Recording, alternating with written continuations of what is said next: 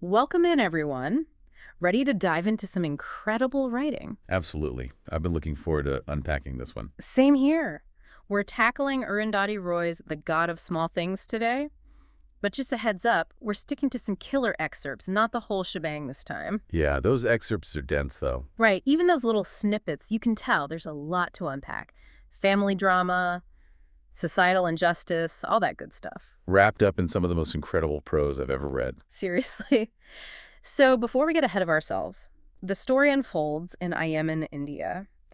And Roy paints this picture of a house, this really old house, right on the river. You can practically feel the humidity coming off the pages. Right, it's so vivid. And that house, it's practically a character itself, all those secrets seeping out of the walls.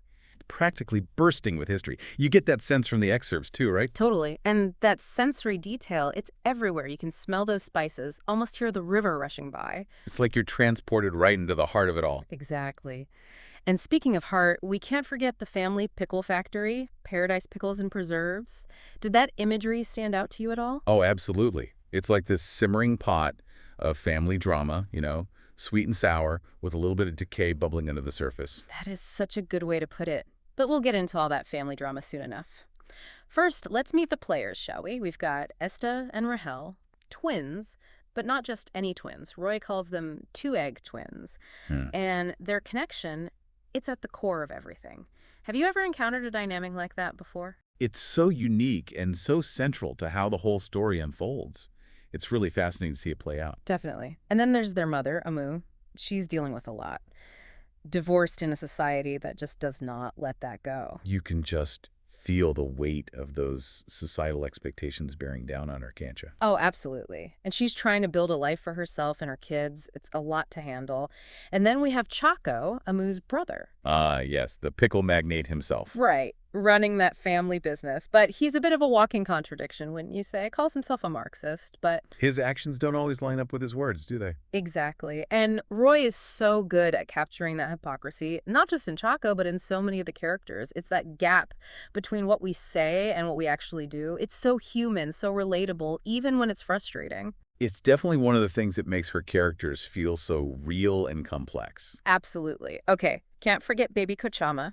Now, there's a character you don't forget easily. She's the twins' grandaunt, and let me tell you. Talk about a presence. You can practically feel the bitterness radiating off the page. Right. The excerpts mention this unrequited love, this disdain for the twins. She's a force to be reckoned with, that's for sure. And then there's Velutha. A local carpenter who becomes hugely important to the twins. His story, especially when you think about the themes of caste and social injustice, that's where things get really interesting. Absolutely. And that's where the excerpts start to get really good. We start to see how everything is laid out for the tragedy that's to come. We meet Sophie Mole, this young girl visiting from England. And her arrival, it's like, A stone thrown into still water. It ripples outward, disrupting everything. yes, perfect way to put it. And it starts subtly, like the Love in Tokyo hair tie she wears. Or the way Roy describes that Plymouth car. What did you make of those details when you first read them? Oh, for me, it was all about the undercurrent of unease, that sense of foreboding, like something was just slightly off kilter. It wasn't just Sophie, though, was it? No, there are these little hints, these moments scattered throughout the excerpts. Like the death of Miss Mitten, the twins' teacher. That one really stuck with me. Me too. Or that scene with the squashed frog. So unsettling. Roy has this way of weaving in these images, these events that are just slightly off kilter. Right, like cracks in the surface of everyday life, hinting at the darkness lurking beneath. And they build this incredible tension. You know something bad is coming, but you're not sure when or how. Absolutely. And speaking of things lurking beneath the surface, can we talk about the secrets in this family? Oh my gosh, the secrets. They're practically drowning in them. Seriously. And the excerpts do such a good job of exposing those unspoken truths, those power dynamics at play. Especially when it comes to Velutha. He becomes this symbol of the rigid social hierarchy Roy is exploring. Right, he's untouchable. And the rules that dictate his interactions with the family, especially the twins. They create this forbidden connection, this undercurrent of danger that you can't ignore. Definitely. And then there's that whole scene at the Communist Party march. Oh, that scene. Everything just explodes. It does. It's like all those simmering tensions, all those prejudices, they just boil over. That's when you really understand the weight of the societal context. The caste system isn't just some abstract idea here. It's woven into their lives, dictating everything. It's the air they breathe. Exactly. And you see how it distorts relationships. Yeah. Like baby Kochama, the way she uses those prejudices against Velutha. It's chilling, isn't it? It is. She's so quick to manipulate the situation, to twist the narrative to fit her own agenda. That scene at the airport when Sophie Mull arrives, that's a turning point, isn't it? Absolutely. It's like everything before that moment is building to this point, and everything after is irrevocably changed. And Esta, what he does, That's it's just just, heartbreaking, isn't it?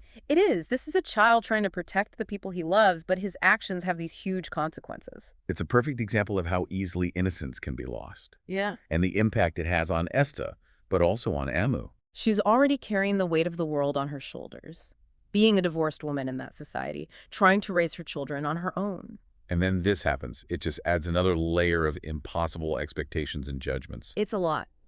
And you can really see how the guilt and the fear start to eat away at them. And that's where baby Kochama really seizes her opportunity, doesn't she? She sees their vulnerability and exploits it. Oh, absolutely. She inserts herself into the situation, manipulating the twins, pushing them towards a decision that will have lasting consequences. That scene in the inspector's office, Ugh. my heart just breaks for those kids. It's brutal. They're put in this impossible position, trying to protect their mother, but having to make a choice that betrays someone else they care about. It's a devastating exploration of childhood trauma, you know? Yeah. The way those experiences, those impossible choices can stay with you. And it makes you think about how much of who we become is shaped by forces outside of our control, doesn't it? Especially as children. We're so vulnerable to the expectations and manipulations of the adults around us. And the way Roy foreshadows the loss of innocence throughout these excerpts, masterful. like when Esta leaves Eminem, that mention of proper punishments, the image of the train pulling away, it's like the childhood is literally disappearing in the distance. And that final scene where Rahel is reunited with Esta after all those years, it just stays with you, doesn't it? It does. It's such a powerful moment full of all these complicated emotions. You see the love between them, that bond that survived everything, but there's that weight too. All that unspoken history, the trauma, the guilt, it's all still there, simmering beneath the surface. Exactly. And I think that's what makes Roy's writing so incredible. She takes these huge, complex ideas, injustice, family secrets, loss, and makes them feel so personal. You're not just reading about them, you're experiencing them right alongside the characters. Yes, you feel the weight of their choices, the impact of those societal forces that shape their lives. It makes you think about your own life, too, doesn't it? How much of who we are is shaped by things outside our control. Our families, the society we're born into. Definitely. And I love how Roy weaves the personal and the political together so seamlessly. It's those intimate moments, those family dynamics, set against the backdrop of these huge societal issues, and the way she uses language to do it. Don't even get me started on her language. It's like a punch to the gut sometimes, Yeah. you know, so raw and visceral.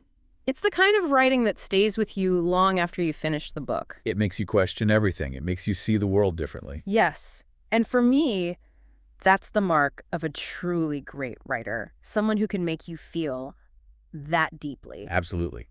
And even though The God of Small Things is a story full of tragedy, there's also this incredible sense of resilience, of love and hope, even in the darkest of times. I love that you picked up on that. It would be so easy to get lost in the sadness of it all. Oh, definitely. But there's this undercurrent of hope that persists. And that's what makes it such a powerful and ultimately life-affirming read. So, to all our listeners out there, if you haven't experienced the brilliance of The God of Small Things, I can't recommend it enough. It's one of those books everyone should read at least once. It's a journey, that's for sure, but it's a journey worth taking. And on that note, we'll wrap up this deep dive. Until next time, keep exploring, keep questioning, and keep those pages turning.